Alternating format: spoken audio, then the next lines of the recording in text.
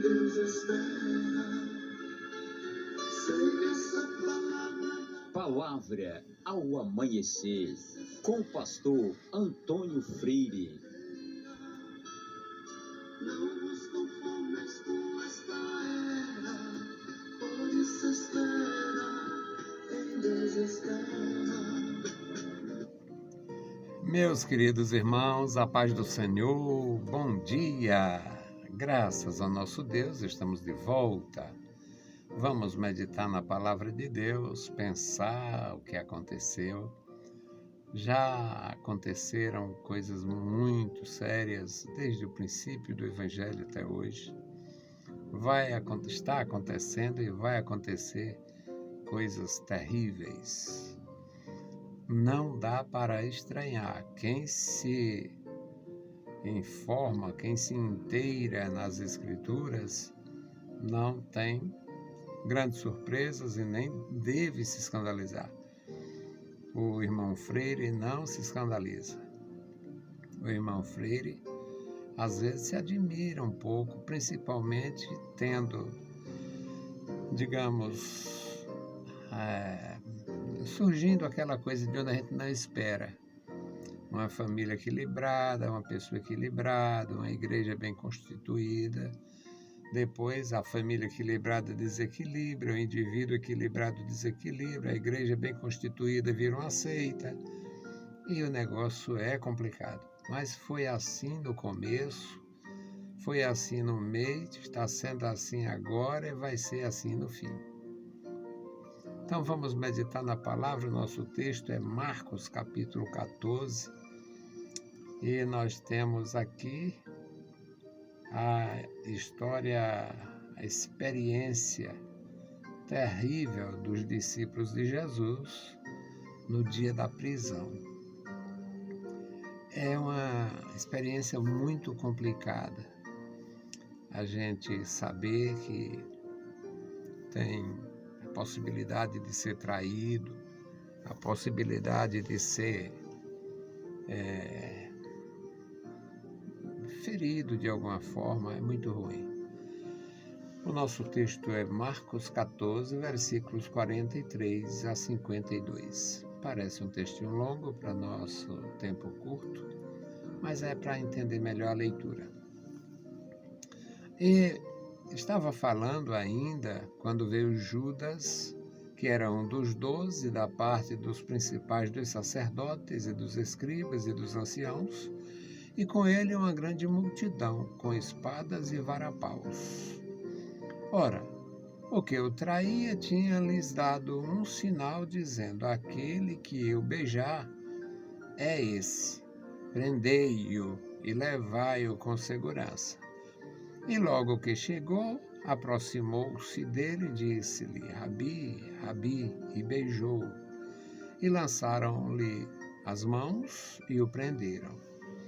E um dos que estavam ali presente, quando, puxando da espada, feriu o servo do sumo sacerdote e cortou-lhe a orelha. E Jesus disse-lhes: saíste com espadas e varapaus a prender-me, como a um salteador? Todos os dias estava convosco no templo, ensinando, e não me prendeste, mas isto é para que a Escritura se cumpra. E então, deixando todos, fugiram. E um certo homem seguia envolto em um lençol sobre o corpo nu, e lançaram-lhe a mão, mas ele, largando o lençol, fugiu nu. Nós lemos esses textos e muitas vezes negligenciamos a questão dos detalhes. O Judas era um discípulo de Jesus. Foi muito próximo, muito mais próximo talvez que os outros, porque ele era o encarregado de comprar os alimentos, de ajudar alguém, e ele manipulava, por assim dizer, os recursos da missão. E hoje tem os defensores do Judas e dizem que ele se decepcionou porque ele esperava uma resposta política e não teve. Esperava uma coisa e foi outra. Esperava que Jesus reinasse e Jesus estava preparando eles, era para ficar sem ele, porque iria morrer. E alguns ainda dão razão ao Judas. Na verdade, o Judas foi um instrumento do inimigo para fazer a traição, mas se não fosse ele, seria outro. Tinha que haver a traição e tinha que ser do grupo e tinha que ser uma coisa muito nociva, porque se Jesus era inocente, tinham que inventar uma história, tinham que prender, tinham que fazer, tinham que encontrar o crime. Então, é a palavra do Senhor para nós. E o Senhor Jesus estava na sua missão, ele não estava fazendo um motim, não estava fazendo uma pregação insultando as pessoas, não estava despertando um espírito de revolta, não, ele estava ensinando. O Judas havia se ausentado, talvez não tivesse nem sentido a falta dele naquele dia, ou naquela hora. Ele tinha ido tratar com as autoridades judaicas. E ele tinha dado um sinal àquelas autoridades. Olha, o lugar é a essa hora, eles devem estar lá. E o lugar é mal iluminado, vocês sabem. À noite não tem iluminação. E então, mas eu conheço, eu sei, eu me aproximo, vejo, vocês prendem. Era o sinal do traidor. Tudo se repete através da história. Hoje tem os que beijam o altar, beijam a igreja, beijam as escrituras, beijam Deus, beijam o evangelho, beijam, se possível, as paredes, para tirar proveito. As moedas do Judas ainda estão despertando interesse em muita gente. Eles beijam e fraudam, falsificam e ofendem, mas tiram proveito de alguma forma. O versículo 44 fala deste sinal. O sinal é esse. Eu vou me aproximar, beijar e vocês prendem e levam com segurança. E logo que chegou, se aproximou, tem umas coisas da nossa experiência, da nossa criação, e a todo mundo tem, de alguma forma, alguma coisa para lembrar. A minha mãe era uma mulher iletrada, mas ela tinha muito cuidado, teve muito cuidado com os filhos que Deus lhe deu. E ela dizia: evite amizade de braço no pescoço. Não se acompanhe com quem possa prejudicar vocês. Não ande com gente sem futuro. Não procure gente sem futuro.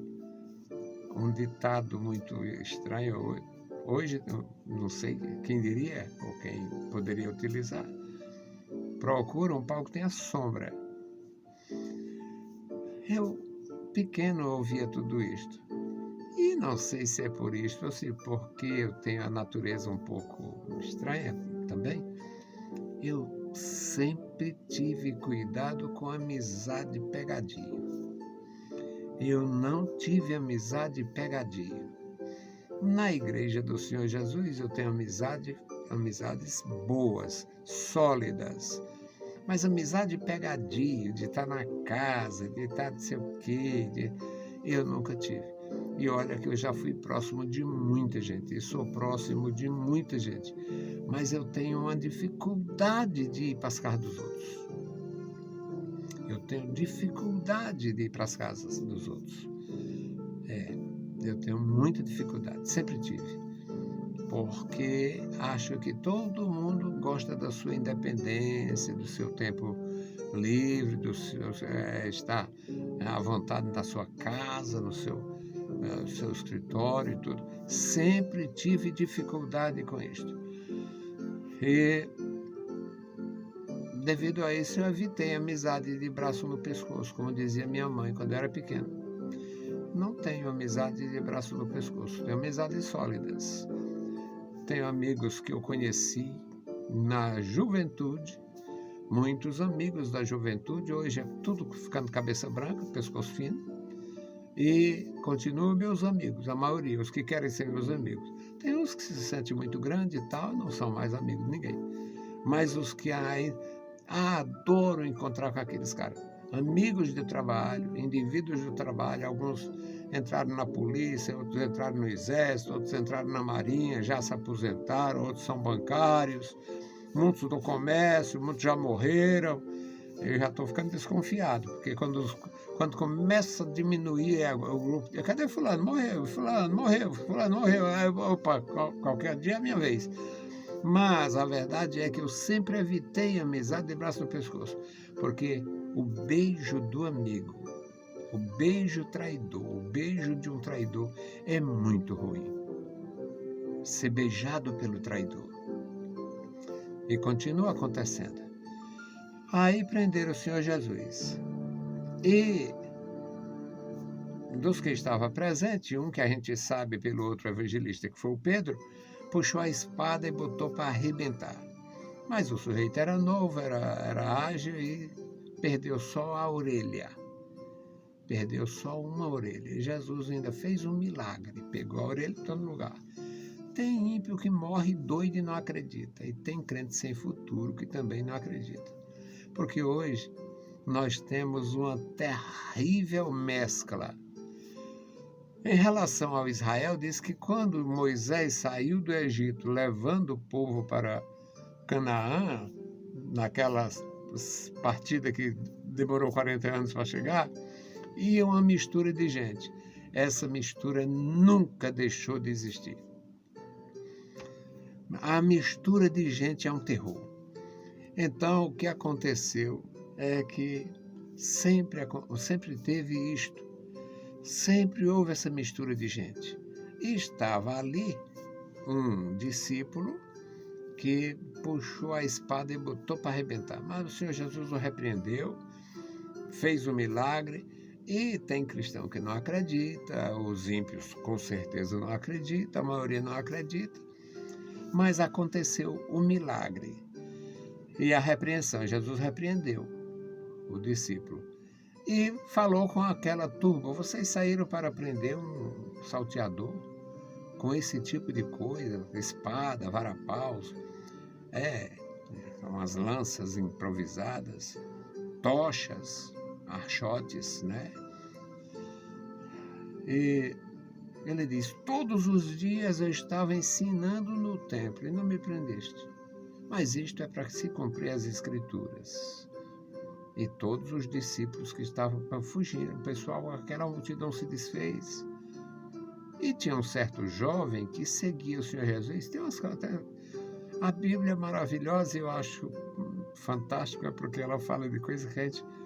Como é que um sujeito está na multidão? Tem gente curiosa demais. Não se sabe se este rapaz estava na multidão ou apareceu por ali por causa do burburinho, por causa da questão movimentação da guarda do templo. Mas o sujeito, como é que sai de casa enrolado no lençol? Nu. E é isso que diz o versículo 51. Um certo jovem o seguia envolto em um lençol sobre o corpo nu. E na hora do aperto, ele perdeu o lençol, fugiu, puxaram ele, quiseram prender ele largou o lençol e saiu nu. Que vergonha! Também continua acontecendo. Hoje existe os que estão nu, despidos da graça.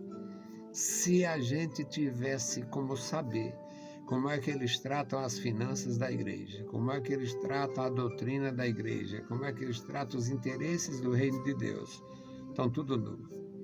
Todos nus. Muitos estão nus. Como é que administra aquilo que Deus lhe deu? Como é que administra os bens materiais, que não deveria jamais servir de presídio, de divisão, servir de tropeço para quem os tem. Eu não tenho esse tropeço, mas não seria por isto que eu não tenho? Porque, sinceridade, quando os bens se tornam senhores da pessoa, quando o senhorio é da matéria e não mais do intelecto ou do espírito, a coisa está pegando. Então, o Senhor Jesus continua operando maravilhas, continua fazendo maravilhas e nós continuamos aprendendo que foi assim no começo e ainda hoje tem a mesma coisa. Ainda hoje tem os que querem usar da espada, portanto a força. Ainda hoje tem os que andam nus, tão despidos da graça. Ainda hoje tem os que não se conformam com a decisão de Deus e quer tomar seu próprio conselho. Vamos orar, pedir a graça do nosso Senhor, suplicar pelos que estão necessitados de firmeza espiritual. Está ficando mais difícil ainda porque ninguém evangeliza, ninguém. Hoje tem 1001 invenção, mas não tem apoio. Bendito Deus, Pai Santo, Pai querido, nós estamos em Tua presença, agradecidos pela vida, pela salvação, pela Tua bondade, pela Tua graça. Continua conosco, Senhor, nos dando a Tua direção e proteção. Abençoa os meus irmãos, sustenta cada um. Amado Pai, Te apresentamos os novos convertidos, os novos ministros. Ó, Senhor, abençoa esta geração da igreja. Dá graça, Senhor, que cada um procure, que cada um busque, Senhor, se alimentar na Tua presença, ler a Tua palavra. Não está esperando, meu Senhor, nos outros e nem tampouco culpar quem quer que seja. Que nós possamos, ó Senhor, assumir diante de Ti a nossa vida, o nosso compromisso. Amado Pai, Deus Todo-Poderoso, dá graça aos Teus servos em todo lugar. Recompensa os que trabalham no Evangelho, os que ajudam a Tua obra, a obra missionária, os nossos ajudadores e intercessores. No nome santo de Jesus Cristo te pedimos. Amém. Meus queridos irmãos, a paz do Senhor e bom dia.